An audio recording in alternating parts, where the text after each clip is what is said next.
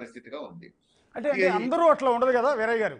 వీరయ్య గారు రెండో మీరు అన్నమాట నిజం. కొంతమంది వ్యాపారాల కోసం అవకాశవాదంతో పార్టీ చేరచ్చు. ఇవాళ కేకే గారు ఉన్నారు, కె కేశవరావు గారు ఉన్నారు. ఆయన వయసు 85 ఏళ్ళు.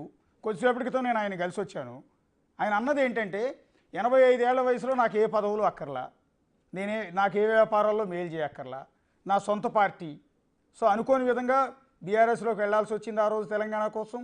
వెళ్ళాను, ఒక తీర్థయాత్రకు వెళ్ళాను, మళ్ళీ సొంత ఇంటికి వచ్చాను అన్నారు. ఇందులో అవకాశవాదం కానీ వ్యాపార కోణం కానీ ఏమీ లేదు కదా. అలాంటి వాళ్ళు కూడా ఉన్నారు కదా అంటున్నా.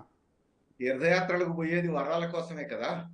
అందుకని ఏవో వరాలు లేకుండా ఈ 10 ఏళ్ళు అందులో లేదు. తీర్థయాత్రలు అంతా ఏ ప్రయోజనం లేకుండా ఏమీ జరగలేదు. ఆయనకి 85 ఏళ్ళు దాటి ఉండొచ్చు. ఆయన బిడ్డ రాజకీయాల్లో వారసురాలుగా దిగుతుంది కదా, ఇప్పుడు హైదరాబాద్ మేయర్ అయింది కదా. అందుకని ఈ మాటలు చెప్తున్నంత తీయగా వాస్తవాలు ఉండవండి. వాస్తవాలు చేదు నిజాలు. ఇది రెండో అంశం చెప్పదలుచుకుంది. ఇవాళ ఇప్పుడు తీర్థయాత్రలు చేసి వచ్చామని ఆయన చెప్తున్నాడు. తీర్థయాత్రల సంగతి మనం చూసాం. అంటే ఇంకా ఇక్కడ ఒక మధ్యలో ఇంటరప్ట్ చేస్తానండి చిన్నది, మీ క్లారిటీ కోసం. సరే, టికెట్ల కోసం కొంతమంది వస్తున్నారంటూ ఉన్నారు. కడియం శ్రీహరి గారి అమ్మాయి కడియం కావ్య, మీకు ఐడియా ఉంది.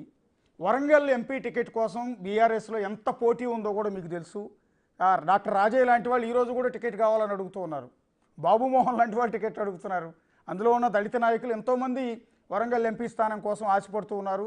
అంత హై డిమాండ్ ఉన్న సీట్ని అందరినీ కాదని కడియం శ్రీహరి కుమార్తెకి, ఆమె యంగ్స్టర్, వెరీ యంగ్స్టర్, ఆమెకి కేసీఆర్ సీట్ ఇచ్చారు.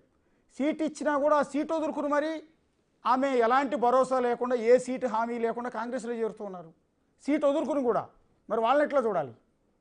ఇప్పుడు మీరు నన్ను అడుగుతున్నారు నా నోటి నుంచి చెప్పించడం కోసం, కానీ మీకు కానీ ఆడ కూర్చున్న వాళ్ళకి కానీ చూస్తున్న వాళ్ళకి కానీ అర్థం కాని విషయం అది.